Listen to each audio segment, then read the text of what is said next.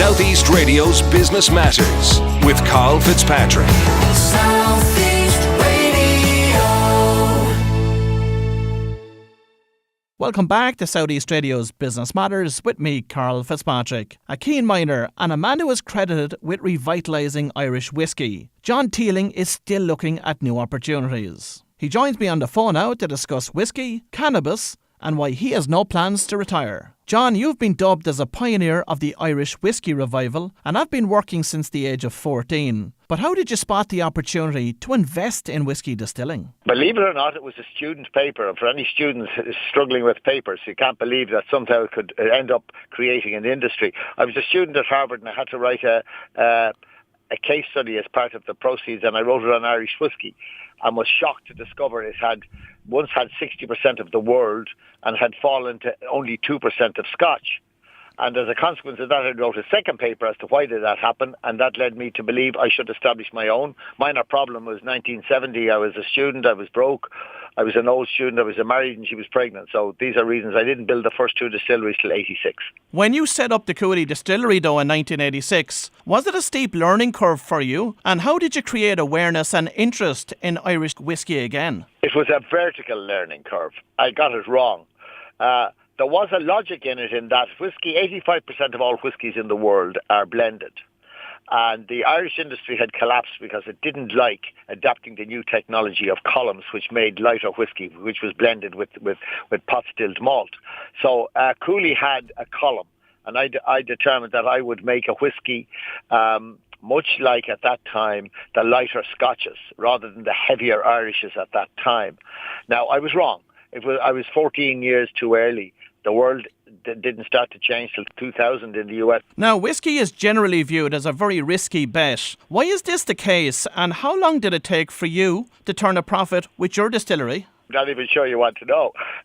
We lost money for 11 years because I was too early. Now maybe people think less. And actually, I was payback was 15 years. Now, any investment guy listening to this program would go berserk and say that's a ridiculous investment. The reason is it takes a long time to, get planning permission could take you a year or two. Takes you a year or two to build it, and then the minimum time is 3.5 or 4 years. So if everything went right from the day you turn a sod or the day you make the decision to go ahead, it could be 8 years. And in addition to that, then you have to build sales. And the big problem for new Irish distilleries was, and I think is route to market, getting on the shelves, and then more importantly, getting off the shelves.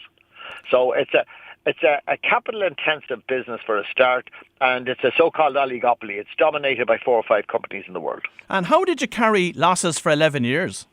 By the other companies I'm involved in, and by all kinds of trading bulk, and we tried to sell white spirits, gin, and we were too early for that as well, and vodka, and we were too early for that, so we sold alcohol. But it was carried because very loyal shareholders, personal guarantees, more borrowings, and also because I was at that stage making money in my exploration companies, and so we just carried it. And then when the world, as I think with a lot of startups, you're in the valley of death. A lot of businesses are in the valley of death from 2 to 8 years. They don't really know whether they're going to make it or not. And you have to get through that. It just happens to be a long valley of death in whiskey. One of the preconceptions about whiskey is that it is a drink for the older male. Is this actually a fair representation of the whiskey consumer today? Not at all. If your listeners take anything out of it, the demographic of Irish whiskey is phenomenal. It's 22 to 39, and 45% of new Irish whiskey drinkers around the world now are females, young females. And how did it become trendy for the younger drinker? Younger people want to do something different from their parents anyway. They weren't going to go into beer. Beer is declining in the States quite rapidly. Vodka was becoming old-fashioned. And they wanted something that was light and sweet and would blend well.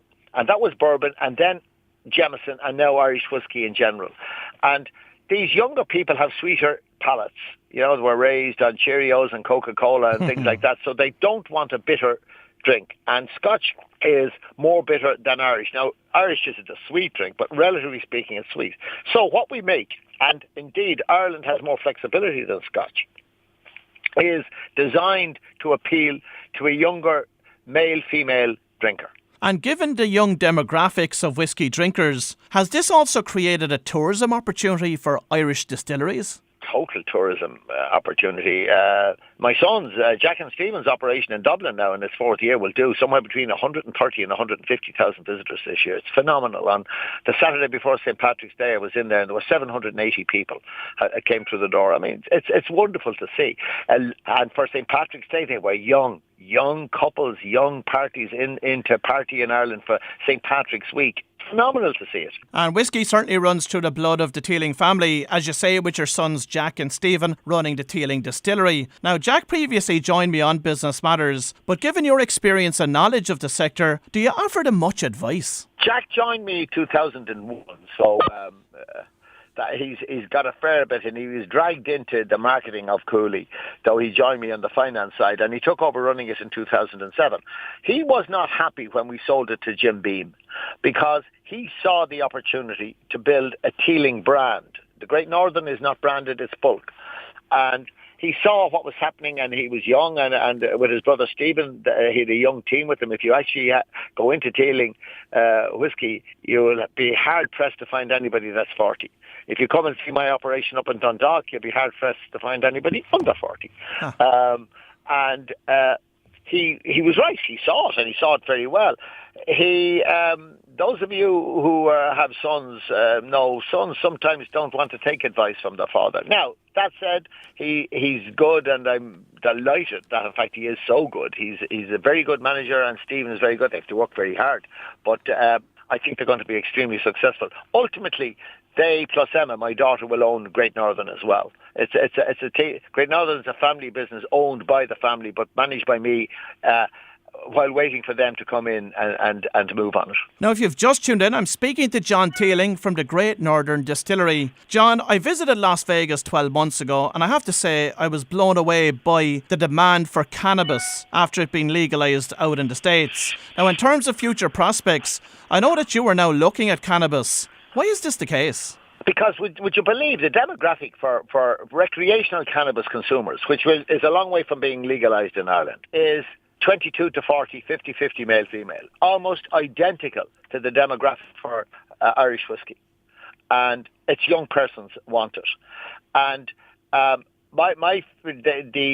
a couple of reasons. One is a concern that down the road, when it is legalised, as it will be in Europe with certainty, that cannabis-infused drinks will be attractive to younger people, to young consumers, the same consumers I'm to sell whiskey to now. So I wanted to look at that, and indeed I'm looking at things from cannabis now. This is CBD, the legal stuff, infused water. I have somebody showing me a gin, would you believe that is, and I'm not quite sure what's in that, to be honest. And so that has led me to look at the industry in general and to look back as to whether or not hemp can be grown in Ireland for the emerging CBD industry. Many of your listeners will particularly with various illnesses, might be using CBD oil, which is legal. It's the non-hallucinogenic. So you have CBD and you have THC. THC is that gives you the high. And I would like to get into hemp growing in Ireland. Indeed, I'm looking at it. Not sure it's that viable relative to, say, hemp grown in other parts of the world. There's an Irish-American company with 30,000 acres of it in California, producing a lot of CBD oil that they can export into Europe when you turn it into a variety of products. If you go to any of the towns, your listeners' towns now, in a health shop or a pharmacy, you're going to get CBD products. So it's coming. It's going to be a huge industry. You saw it in Las Vegas. The problem in the States is, at the moment, is the supply of properly grown, properly controlled, both CBD oil for the legal stuff all over the States and Europe, and the THC, which is the hallucinogenic pot, which is legal in 10 states in the States and in Canada. Now, you seem quite confident that cannabis will be legalised in Europe. What type of time frames do you think we're looking at? I think it'll happen within a number of years, because it's going to come through the UK, I would think. You would have noticed in the last 12 months, you can now have special registered doctors can prescribe THC for various illnesses, epilepsy, MS, and things like that. That's the start of it. You don't need me to tell you CBD oils, products, cookies, gummy bears, things like that. They're all over the place. I'm shocked at how fast they've come into the country. I thought I was going to be ahead of the curve. I think I might be behind it. You will see those in pharmacies throughout this year, and you will see them in the supermarkets. They're perfectly legal products. The benefits of CBD are not well known because people were always looking at the other one. I think it'll take a number of years and it'll go through trials and tribulations, but I'd like to be there when it happens. And that involves me looking to get into the CBD sector, the legal sector, for the next 3 or 4 years here, either supplying products, which I think we will, and or growing the hemp, and that will need a license. And I'm at the stage of trying to figure out, and I'm sure the government is also trying to figure out how to award licenses. John, one thing I'm very impressed by with you this morning is your ability to see emerging trends. How are you able to spot these? Thank you for that. I'm glad you see that. It gives me nightmares half of the time when I find out that of the ones that I saw and didn't do anything at all about. I think what I always did when I used to teach in UCD, and my job was to look out there for people and look at emerging business trends. And you see long-term trends in demographics, long-term trends in tastes, long-term trends in politics, which do happen. I mean, the fundamentals are there. They tend to take much longer to happen, and what's been happening now, Western Europe is kind of an aging, declining society. I think the growth rates for both whiskey and ultimately for all these recreational cannabis is going to be in Asia and followed by Africa. I mean, if you look forward 50 years, not 25 years, Africa is the coming continent. A lot of people say that's ridiculous, but in fact you just have to look at the demographics. It's empty, fast-growing population. They'll have the young people. Asia will be old. Western Europe will be doddery at that stage. So these things will happen. And you or I and nobody else can change them. But it's a long time to wait. So that's how I would do. I used to run a course in UCD for the first years, which was looking at trends. You know, have a look out there, fellas. You're going to be working for maybe 50 years from the time you leave the university. What's going to be there in 50 years' time? And that's where you have to be. But John, when you are identifying emerging markets and emerging industries and business types, what sources do you rely on? I used to be, and I still will be, a voracious reader. I read the magazines. Now, there are lots of things, lots of sources, readily available sources now, that will tell you what's going to happen on trends.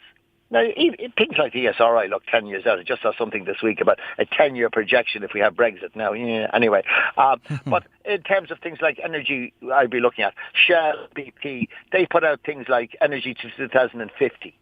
You look at an area I'm in, diamond exploration. You can see that the projections are there's going to be a decline in natural diamonds, sourced in the ground because they're not discovering, and there's a rapid growth in technology that can grow diamonds in a lab. So you'd look at that.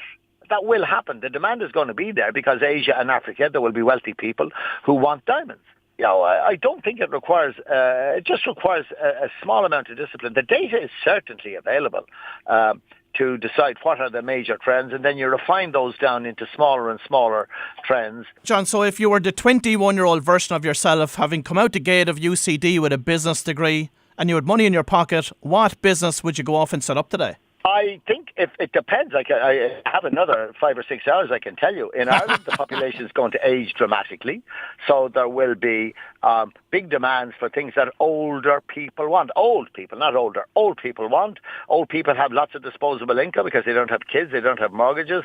And so, you know, things you already see it happening. Cruises, why do people go on cruises? Because it's safe. If you're 70 years old, you don't want to be staying in a hostel.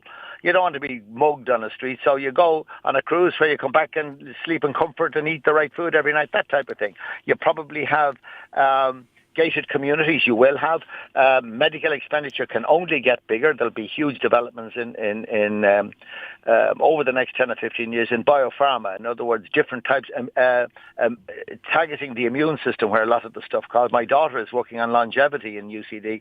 She's trying to get us to grow to live an extra 20 or 30 years. I like that research, by the way. And that's the kind of thing that's going to happen. Now, depending if I was trying to come with the knowledge as well as the money, I like exploration because it's very exciting.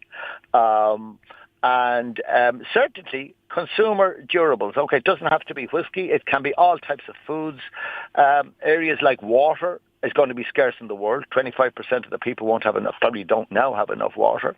And areas like that you can predict are going to be short. Renewable energy is coming. Autonomous cars, we're not going to get into driverless cars, but maybe there's a role for some of us to supply certain things to it. I saw 2 driverless cars in San Francisco. I could not believe it. These things were run around the streets of San Francisco with nobody in them. Now, they had about 100 cameras on them, so they're still at an early stage of development, but they were there. There were 2 SUVs. And they were going around on Sunday morning when the streets weren't all that busy, but still, it was there. It's done.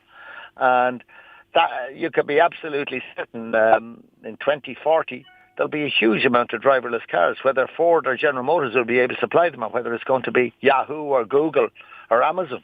Who knows? But these are areas that you'd watch. I'm not sure you'd invest now in the motor car companies, and because their technology is old. Absolutely. Let's get back to your own business. Great. You shouldn't have started. I was delighted I did. Now, the Great Northern Distillery recently made the headlines when your plans for 13 maturation warehouses in Louth were turned down by On Board Planola. How will this impact your future development of the distillery? The warehouse development is not going to take place in Louth now. That's a certainty. We didn't do it right. We went to the location of a beautiful farm because we were suggested going there by the council. A couple of determined local opponents picked up on it and organised the opposition. That's the way the law is. I'm not bitter in any shape, way, or form. We didn't play it right. There will be warehouses. There are 2 or 3 have plans, have gained planning permission in Meath and Westmeath. Another one in Cavan.